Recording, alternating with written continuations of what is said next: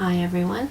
Hello. We're in Search for Christian Freedom, page 319. We're dealing with the Watchtower's confession policy, and there was a footnote.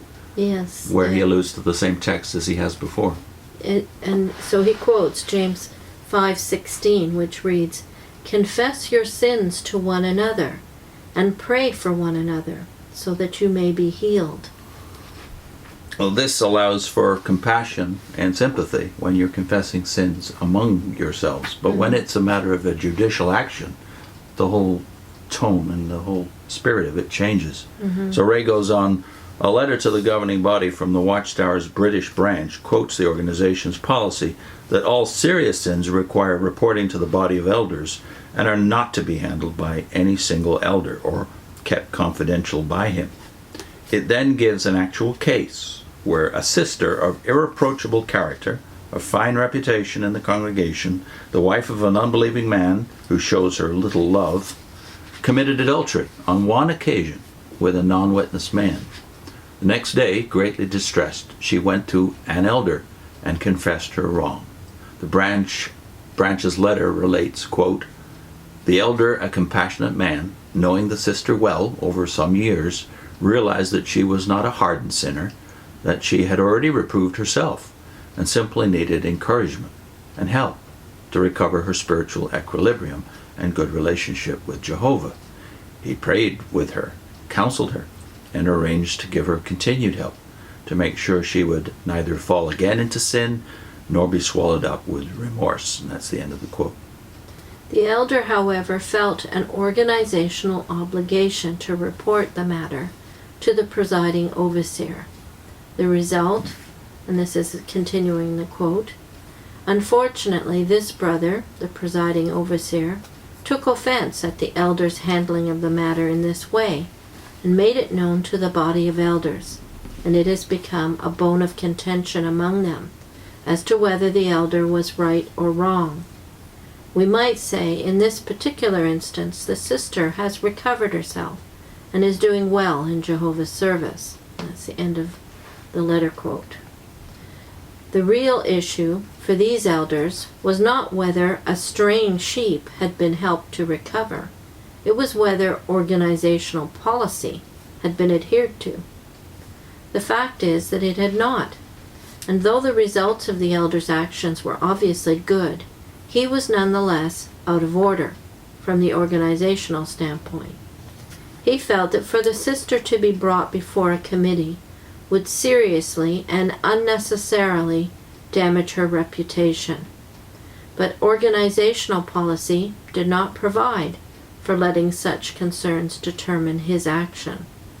The British branch coordinator goes on to say, And that's again a direct quote, "There is no doubt that many who have been in the same position as the sister have held back from confessing their sin to an elder out of knowledge that their subsequent meeting with the judicial committee would leak out and be public knowledge and ruin a previously impeccable reputation. This holding back on their part has been to their spiritual hurt. Is it not better if such fine people who make a single mistake might know that they can have the matter handled privately? Would it not encourage them to come forward and confess their wrong and receive the help they need?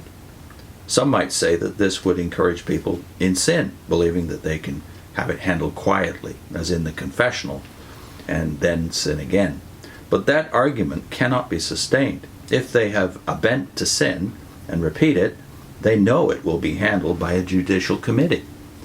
So our question is really asking whether each elder can make his own decision whether to handle such matters, including immorality, privately himself, or to report it to the body of elders for investigation." End of the quote. The British branch coordinator's reasoning was sound, compassionate, as well as revealing in regard to the actual damaging restraint caused by the organizational policy. But the governing body left the policy unchanged. A traditional view controlled. And here there is a footnote which reads, "The 1983 Organization Manual, Organized to Accomplish Our Ministry," page 145, says, quote, "Elders may be approached by individuals who either confess their own sins or report what they know regarding the wrongdoing of others. But regardless of the exact manner in which the elders first hear reports of serious wrongdoing on the part of a baptized member of the congregation, an initial investigation will be made. And I thought it was amazing that they actually referred in that quote to James 5:16. Mm-hmm. Confess to one another. Confess to one another has now been transferred to the... Confess to the elders. Yeah.